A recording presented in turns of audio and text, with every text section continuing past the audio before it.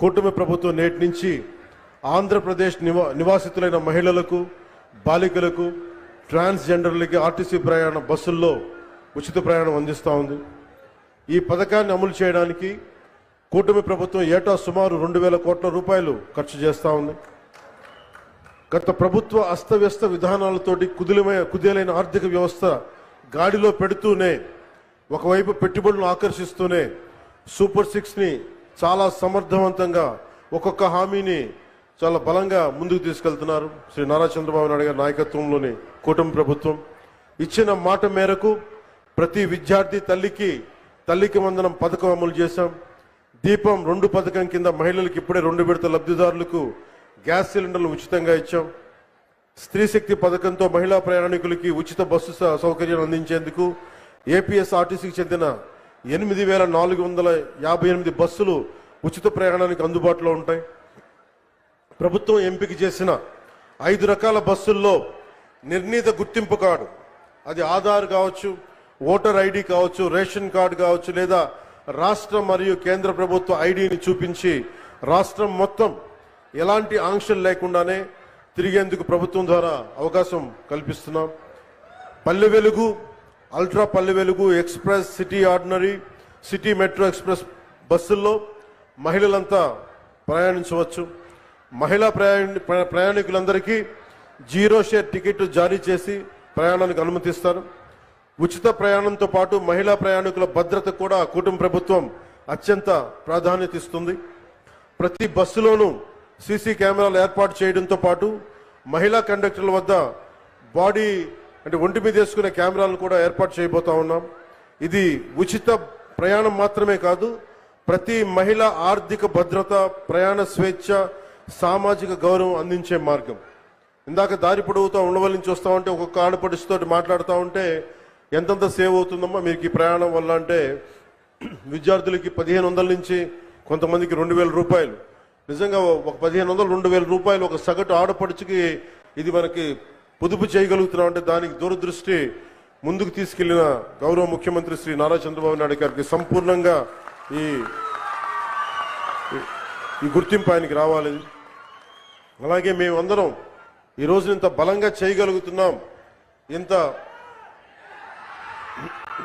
ఇలాంటివి ఇన్ని పథకాలు ముందుకు తీసుకెళ్తున్నాం, పెట్టుబడులు ఆకర్షించగలుగుతున్నామంటే 2 కీలకమైనవి.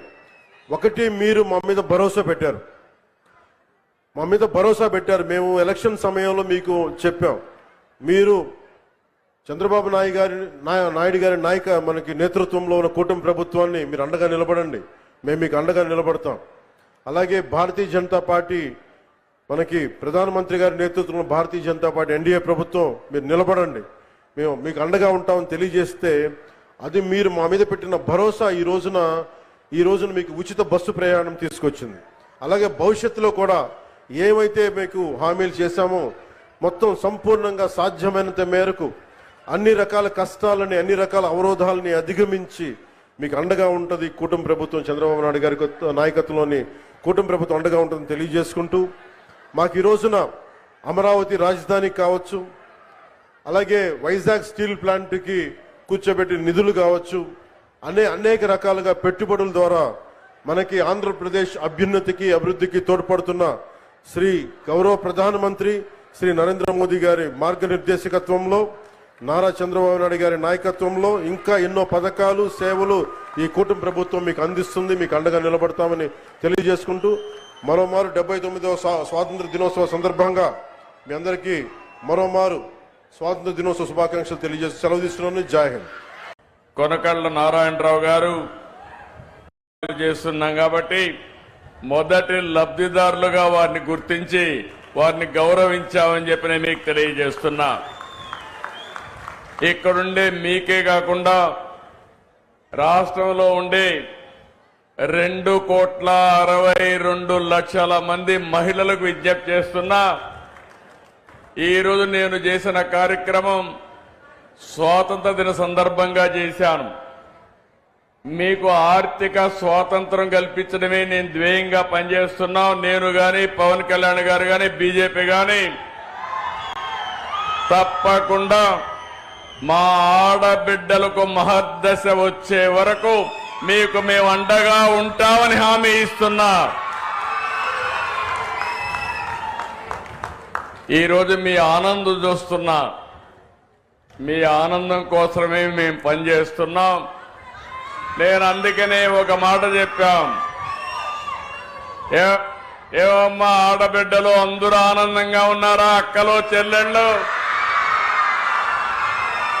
ఆనందంగా ఉన్నామంటే ఊరంతా అయినపేట గట్టిగా చప్పట్లు కొట్టి హర్షాన్ని వ్యక్తం చేయండి.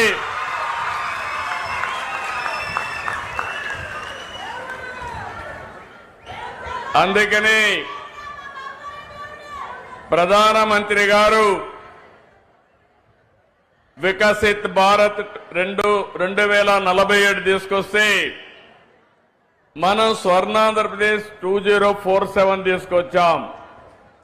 అందులో మీరు చూస్తే ఆరోగ్యం, ఆనందం, ఆదాయం అందరికీ ఉండాలనే ఏకైక లక్ష్యంతో ముందుకు పోతున్నాం. ఈరోజు మీరందరూ చూసినప్పుడు నేను ఇక్కడికి వస్తే దారంతా బస్సులో ప్రయాణం చేశాం. నేను, మిత్రుడు పవన్ కళ్యాణ్ గారు, మిగిలిన అందరం కలిసి. మీ ముఖాల్లో ఆనందం చూస్తే నాకు అనిపించింది నా పూర్వజన్మ సుకృతం ఇది. నా ఆడబిడ్డలకు మంచి చేశారని ఒక ఆనందం, ఒక తృప్తి. చాలా మంది చాలా రోజులు అనుకున్నాం.